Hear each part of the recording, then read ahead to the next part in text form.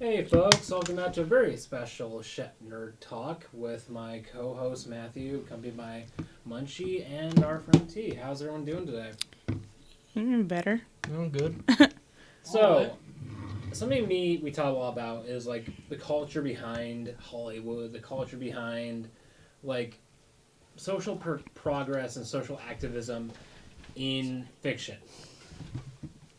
We talk a lot about like something I've seen a lot is like there's like so much more like recently like companies like D&D, Marvel are trying to like really tell new stories, like being more open minded to like the kind of people they're becoming more realistic and reaching out to the people that are out there. Like I think D&D has really been like expanding beyond identity recently.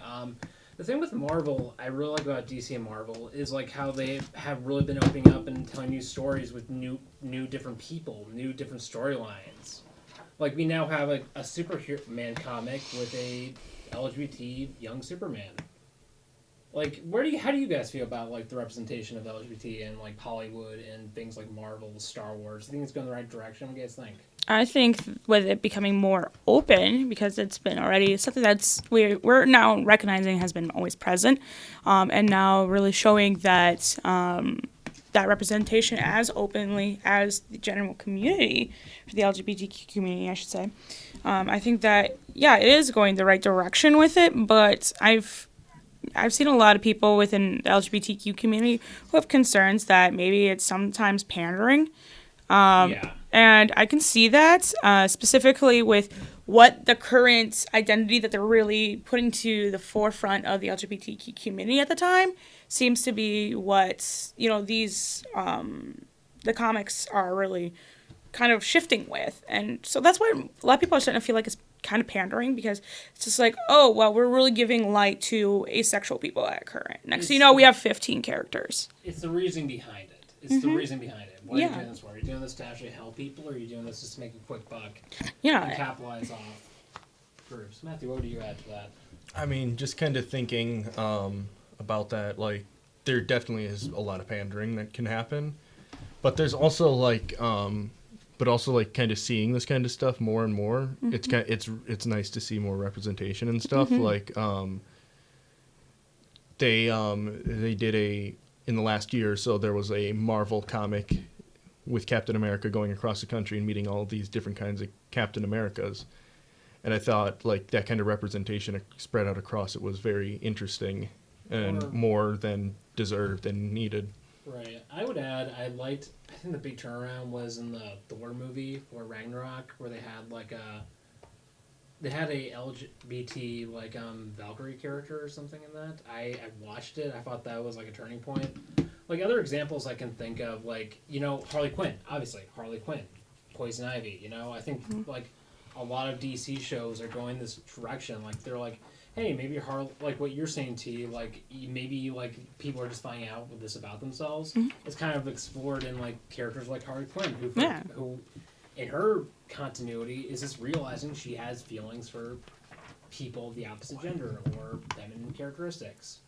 Like she used to be, for decades we assumed Harley was Joker's partner, and then we find out abusive relationship. Now she's in a relationship with Poison Ivy, and like it doesn't feel like it's pandering to me. It feels like you're growing with this character. Oh yeah, when it comes to like stories like Harley Quinn and Poison Ivy, definitely it's a growth thing, because like I said, these comics like DC and Marvel have always had those seedlings. They had the beginnings. They've always had slight commentary that was very queer coded, and now that's why I'm saying they're bringing this to the forefront. They're really not abashedly going behind anything anymore. They're not coding it as much. They are being much more direct with their representation, and that's why people still like it. The reason why I say it's pandering is, like I said, they're moving with the motions too much with the LGBTQ community instead of doing the Harley Quinn and Ivy thing, whereas these are characters that they've had established, that they are developing, that they're fleshing out their identities and everything. Recently, Star Wars Disney, and I used to hate Star Wars Disney, but they kind of confirmed Lando Calrissian was pansexual. And you know what? That feels natural. That feels natural, I guess. I thought he was bisexual, but I mean, I'm going to be really, really explicit here. isn't this particular individual what you would put into the monster fucker category? And what monster fucker isn't kind of somewhat pansexual? Just saying. You really, really see here that the parts don't matter when you are literally looking at anamorphic stuff. Like, it's really hard to say you're straight when you're looking at other races, like literally outside of your humanistic race, you know? Or like the Asari from Mass Effect, or the Asari from What are you laughing at? We see Munchie coming in with a very big smile on his face. It's really hard to say that you're just straight when you have tentacles going all over the place. That's exactly what I mean. It's kind of hard. Oh my god, this is gonna be the. And you got weird. Things get explored, okay? And you got weird sacks coming out, and weird slimy ports, and then you got other really scaly ports coming out, and then you got all these stuff being webbed. I'm just telling you. Mass Effect opened the door. Mass Effect opened the door with bisexual, Matthew was like, "Oh no." alien women who can get pregnant from having a relationship with a female human / male human. They can do any species, any gender, any race, and they produce children. Is that not the ultimate FU to the cis people? To the sexuality itself? Well, I remember it's just like, Fox News. I remember when the game first came out, Fox News basically had a stroke because of the game. They That's fantastic. Yeah. It was even made illegal in Singapore. It was made illegal in Singapore for like 2 weeks. Singapore, of all places, those are one of those hubs for weird, unusual, fetishy kinks. Well, let's face it, there are a lot. I would never set foot in Singapore. I would never set foot in there. I would love to go to Singapore. I'm just like, the culture of the Philippines is very. I second that notion. True. It is. There is a lot of conservatism there, but that has a lot to do with like underlying, old historical things. Yeah, to put it as politely currently as possible. I mean, I have stronger opinions on it than that. What do you guys want to see going forward in LGBT representation? What is your fantasy for an LGBT character in gaming, nerdy media?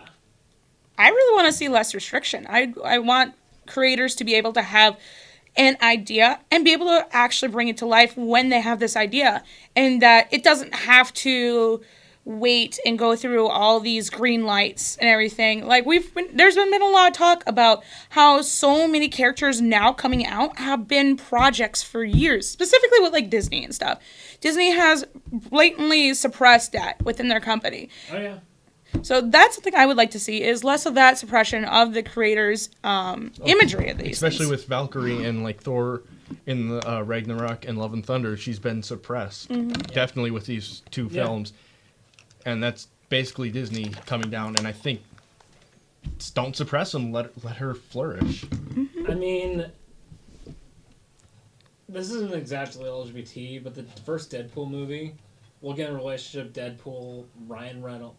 Well, it's still queer because the character Deadpool is queer. Mm-hmm. So no matter how he's engaging with other individuals, this is still a queer character. Yeah, and I just look at his relationship. It's queer as hell with his girlfriend in the first movie. But at the same time, they still present it, hey, this is a healthy relationship. This is different, but still a healthy, loving relationship. Sure, you have all sorts of scenes I can't talk about on public radio. You know what I'm talking about. The Valentine's Day celebrations and the International Women's Day celebrations that they did. Yeah. Of course you have that, but at the end of the day, it's not portrayed like their relationship isn't like some taboo thing. It's just something they do, and they still have a great relationship. We're starting to peel away. This is my way I would add to this. We're starting to peel away from the taboos of, like, say, kinks. We're starting to peel away from, like, kinks and stuff. I like that. Who's your favorite LGBT character in comics and superhero stuff, guys? Just curious. I'm a big fan of Spidey Pool. Yeah. Matthew? Oh, I love Miss America. She's always a fun character when she comes in. Fair. Favorite queer superhero / I can't think of one. Well, for me, I kind of cheated and I went for a whole ship. So Yeah. you got one of those. I'm the only one who's just been like perfect, right? Yeah, you've had that on your mind. You clearly Oh, yeah. have. Okay, my I love favorite Miss character America. is not so much a superhero as a Doctor Who character, Captain Jack Reynolds from Doctor Who. Ooh. Captain Jack Harkins. That guy. Okay, there's this thing called the Harkins test, just based on how, like, he was in Doctor Who for like 3 seasons. Mm-hmm. Oh my god! You're not mentioning the Hawkins test again. Yes, I'm mentioning the Harkins test. Okay, I'm gonna give you a very short summary, folks, about what the Hawkins test is. The Hawkins test is basically determining exactly how many different types of monsters you want to do the smooching with, and it's a test. Back to this. Yes, it's a test to show exactly how far you're willing to go. I'm going to just ignore, like, my input on that. I'm just going to, like, completely remove myself from that part. As But go far on, as I Rand. can go as a Twi'lek, that's as far as I can go. I'm actually not that familiar with Doctor Who is one of the bigger reasons why. No, Star Wars, like the alien one with the head tails. This is like. Oh, no, I mean, like, anything with Doctor Who, like, I haven't actually gotten into So watching Doctor that show. Who- I don't. Doctor Who is also an LGBT icon because the Doctor I thought has he was no both. gender and he can regenerate into whatever gender he wants. They want. He can be a woman, but it's the same person, same soul. He just they are reincarnated into a new body every couple seasons. I'm currently beginning with that show, so I will come back to you later on with it. But yeah, that's actually something that I do love about that character. In one of the a short little description of something that I am actually writing myself, there was a particular group of people who can manipulate their own bodies to fight, and they have no gender because they don't need one because they are not limited to such a binary system because they can literally be anything they want.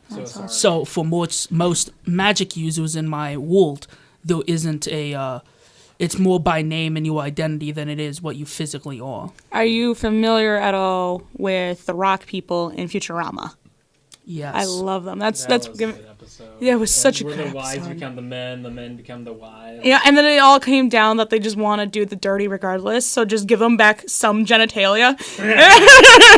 They're just like, okay, we lived out the other experience and everything, but you drew the line at taking it all away. You know what's ironic, and this is kind of sad about the Doctor Who thing. In the past couple of years, we finally got a female doctor, woman doctor, for the first time in 50 years. There's been 15 doctors, only one of them's been a woman. I liked her, but so many people gave the show crap, and so that's when it went downhill because they feminized the Doctor. Oh, God. When in reality, the Doctor has always been, in the lore from the very beginning, a static being that is not bound to our concepts of normality. Even though the Doctor routinely goes around time and does all sorts of weird stuff and has all these weird adventures with weird companions of so many different species that are beyond human comprehension, all the way from the frickin' 60s. Like, they were having weird, zany space adventures like they do in Futurama all the way back in the 60s. And now people are freaking out about they had a woman doctor. And, like, dude, the whole point of the show... My view of looking at it is, like, you can be whatever you want to be. You can be whatever you want to be. You are not defined by... It's not even just a gender thing. I mean, like, people can be identify how they want to identify, and they can have whatever soul they want to have. They can be the kind of person they want to be, you know? Like, I hate when we use words like masculine character, feminine character. I agree. Like, why do we have to use such binary thinking? I would say... Why do we call it, like, passive? Like, you're a more passive person than this person. That knows no gender, you know? That knows no gender. You can be I don't know. There's still a lot of hate and, like, hesitation in nerdom. There's still so much hate. This is the guaranteed munchy sidetrack for philosopher. One of my favorite philosophers actually talked about and dissected the fact that in a lot of cultures, femininity is in general seen as a bad thing because it is often related with a lot of bad traits. And a lot of people are misinterpreting his work saying that he's sexist. No, what he is saying is that the generalization of femininity being likened to stuff like weakness or passivity is a toxic type of thinking Yeah. that needs to be reformed and removed. Calling attention to a problem isn't the problem, but the people that are problematic about these things are going to try to deflect by saying that and reversing it around and taking the accountability off themselves. I think the easiest way to actually see what you're talking about, which, sorry to shoehorn this into this conversation, it's a response to what T said. TORFs do that a lot. That's almost their entire argument. Their entire argument is deflecting. They don't have anything to actually say themselves. Yep. God, yes. That's what I would say. Let people be themselves. Let's create an environment where neither of these two things are hated. Like, if a woman, or if two people and they are more identified with the more aggressive energies, let them be, regardless of their gender. If you're a guy or whatever, and or a mommy or a woman or whatever, I don't know how to word this shit. I don't know how to word this crap. I'm sorry, T. I do not know this language. The fact that you said the mommy thing, I'm just after some of the conversation we've had, For those of you wondering in the audience, yes, he does. Go on though. What I'm trying to say I is, mean, let's be honest, just Grant. What So I'm trying to state is, his mind is. let's get rid of the gender binary thing. If a guy wants to be a stay-at-home worker, parent, wants to go into a more Domestic lifestyle? a more domestic lifestyle, they want to be the caregiver in a household, or they want to be the one who's like the stay-at-home like part of the relationship. Fine, whatever. And like, stop putting people in the boxes, and it goes both ways, Yeah, I do agree. Like, and once again, what if you have aspects of both energies? What if you have aspects of both? People are not binary things. Every human being is multifaceted, and I like Taoism for this. Every person is a mix of the two energies. I do love Taoism. I love any kind of cultural identity that kind of has that perspective that things can be blended. Like Hinduism, there's like 6 recognized gender, and they all have some sort of balance too, masculine, feminine. And in Native culture, The crow. The crow? The crow. Yeah. Yeah. 6 genders. Yeah, but in general, we have something that we've used to explain to white people as much as possible. Using white people words, we call it the term two-spirit. Literally, as much as possible means that the person has spirits of both man and woman. Here's the other thing. Why do we have to classify everything? Why do we have to classify everything? Again, this is Native people trying to explain as much as possible. To a culture that doesn't understand that. Yeah, we did not have, a lot of our cultures did not have terminology to be like, this person isn't a man or a woman, they're just who they are, like, they're just kind of out there vibing. Yeah. We didn't really do all that. We didn't out them. I mean, shield maidens. That's an exception to the white imperialistic Roman culture of the time. Oh yeah, the Vikings having all that stuff, all the women out there doing stuff. I mean, I think that I love every time in history where it turns out like an old Vikings skeleton turned out to be like a woman. Yeah, exactly. I love that every single time. I love how in Christian cultures a lot that gay homophobia is so rampant. When you have jokes like the Greeks, when they found out they let women into their orgies, the Romans let women into their orgies. Ew, dude. like coming from a history major, if you look back at all this stuff, you're gonna realize that history is a lot more open and stuff than you think. Yeah. What do you think they're doing those monsters? What do you think they're doing those monsters all day long? And all this like hiding of stuff, it's coming because someone is like, oh, I'm against that, so everything was against that and stuff, and it's horrible, this hiding of stuff. It's also funny how a lot of to get Spartans a lot of the time to actually have sex and bear children with women, the women would shave their heads so that they looked more like their male brethren. And they would dress too, very masculine. Yeah, they would dress very masculine because they were just friends with their battle brothers out there. What were you saying, There are Grant? 2 things I want to say. Ending a historical tangent. Let me put it this way.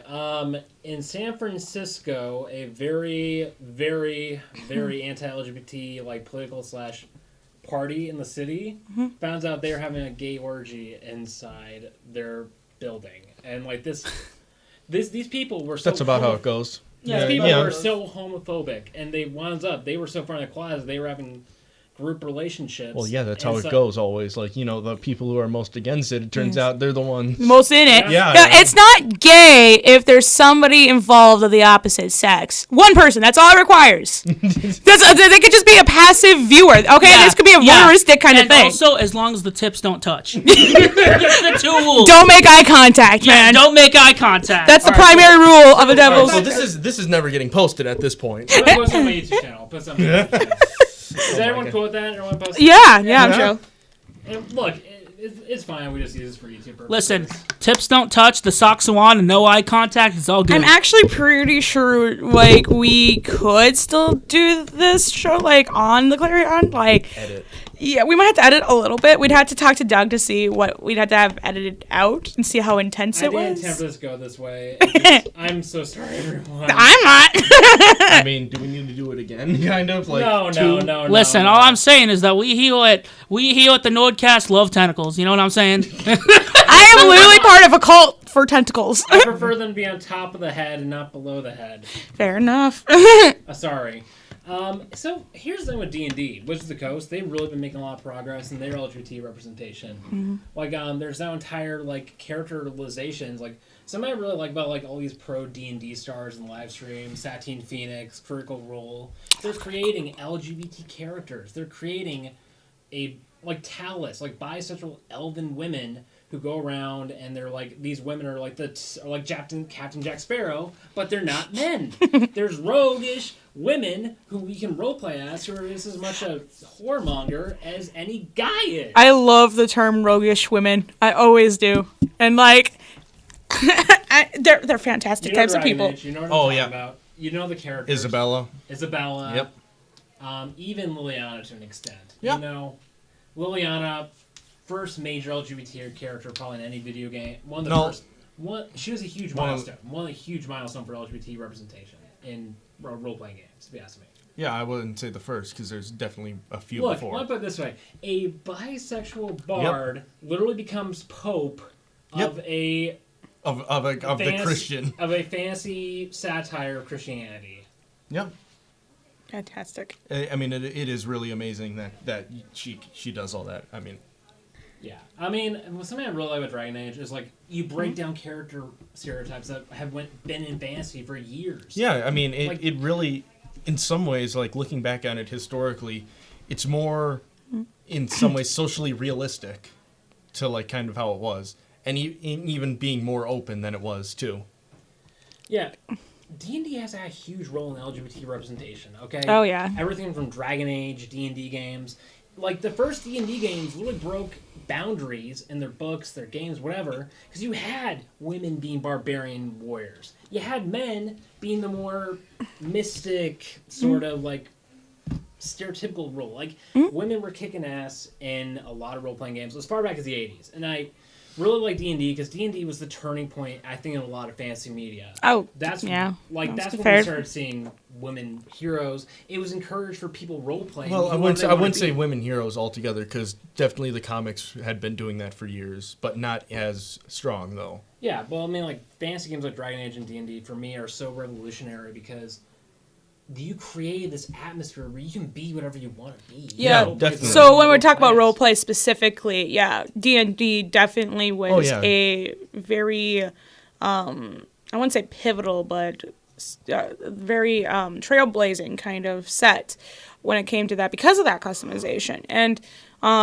it kind of allowed people even that, that like straight cis white guys, they could now explore parts of identities that they normally wouldn't. They had the opportunity to try to mentally divulge into this character. And the Satanic Panic just made it even more fun. The Satanic Panic made it even more taboo, and that's what really made it into what it is today. It's awesome. My favorite fantasy character of all time has to be Morrigan from Dragon Age Origins.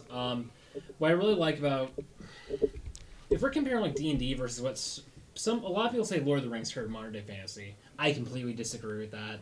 Modern day fantasy was started by Gary Gygax, the D&D saga, because Lord of the Rings was... Depends on what you consider fantasy, I guess. Yeah, but Lord of the Rings was just like softcore... It was like CS... Tolkien just felt like he's trying to create like a classic myth instead of like trying to change things up. Yeah, I would say definitely going with classic folklore with the. So in modern- closing, what are things you want to see the industry do going forward in like gaming and comic books? Like how would you do LGBT representation? Like what are you guys looking forward to on the horizon? What would you do? When it comes to gaming, I love the rise of female developers, and seeing the community really lifting that suppression off of them because of recent pressure and everything. Just like they're there, they are just not given the opportunity to produce the way other people have Like been. what Blizzard did for years. Yeah, I love Blizzard. I'm always going to be a true hard fan of them. They make great content, and But their offices. They're horrible in the office. true. That's what I've heard recently about them. I do though like the options that they give, and that they're doing more character expression and everything. Something I don't like about the early Diablo games is they did the classic tropes with body types. Yeah. Very built dudes and skimpy women. So that's something I think that they're kind of going away from. I mean, Game of Thrones would have changed all of that. I've not watched Game of Thrones. I refuse to watch Game of Thrones on on morals. On morals, I refuse to watch it. I mean, the reason I like Game of Thrones is because it really, once again, it's like Dragon Age. It shifted up the narrative. It shifted up the Blizzard. stereotypes. You guys want to see a reenactment of Blizzard Studios? I think you do. Here we like to suck, fuck, and eat butt. We are the slut dragons, and we exist in our slut caves. Okay, for the record, this is not going to go on the Clarion Radio. I don't This is think going so. Straight to my personal channel. that is probably the most accurate representation of Blizzard Studios Yeah. inner workings with the men. But I mean, that was a little. Can I get some clapping for my reenactment? Sure. Thank you. I mean, that was very succinct on what they do. So Matthew, where do you like seeing like LGBT representation going in games and comics and like movies? Where do you see it going? What would you want to see? Well, I think like going off of like what I said earlier with Valkyrie and stuff, like stop suppressing it in media, like Disney and stuff. Let it kind of flourish. Definitely let more creators of those backgrounds create their own characters in these universes, because that's how we'll get some of the most organic and some of the most meaningful stories out there. And I think that's what we need to do going forward, is let more of these creators who have these backgrounds create. As much as people give Steven Universe crap, I think it was very groundbreaking in a lot of ways. A lot of people love that, especially the asexual community. I like Steven Universe. I like its messages and its themes. But once it got to the end point of the show, it really like fell apart. Yeah, I would say me personally, Kim, my final opinion on this before we head off the show. I like diverse characters. I like multifaceted characters. I don't like stereotypes. I don't like binary. One of the things I love about D&D, that's why I got into D&D, was the concept you can tell a story in a group of friends. You get high, you play D&D, you live out your fantasy in this make-believe realm. You're at a whorehouse full of elves. You have one of the women flirting with a tiefling bartender. You have the tickish little gnome who is, you get weird characters in D&D. You get weird, fucked up, kinky characters in D&D. That's what I love about it. You have this world where a group of friends get high. They want Or drunk. They want to role play. They want to escape their boring, hateful reality. So they play a role playing game and they escape and be something they always wish they could be. And that is my analogy of what a lot of this thing is. And I mean, that's why I play RPGs. Yeah. Oh gods. Yeah. That's why that's my favorite type of gaming style. Maybe there's an intrinsic link between D&D and realizing who you are and what you are. Well, like I was saying, it really allows you to step into identities that you don't feel like you would be able to explore otherwise. It really gives people a safe space to just be like, well, that was a private endeavor to like kind of like just try it out. I don't know if you want to psychoanalyze me on this, but I absolutely like me and Matthew actually had a talk the other day about how like they won't allow you to play as a woman in a lot of video games, and I chimed in that like I never want to play as a human in anything I play. Like I do not see why would I want to play as a human. Like I will play as a cat. I will play as a lobster before I play a human. I like that so much. I love playing as like animals or like creatures or anything that is just not human, and that's where I get the most fun. So like that's one of the ways I like D&D because I can just be like whatever. Yeah. Like I could literally be this like I have a character who's a little fairy who's also a mob guy. So he goes around to people and he's like 1 foot tall talking to people like, hey, you want to play Bloody Skull? Well, you hit each other until one of you passes you out. Oh, fun. And he's good at it. Violent little fuck. That'll be where we Yes. close this off. Guys, thanks for coming out. This is going to be a great podcast when I get this going. Very free-for-all kind of. Very, very sensual with the tentacles. Very, very slinechy. Very moist.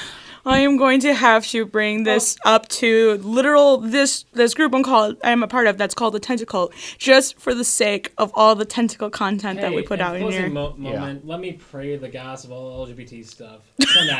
Slanesh.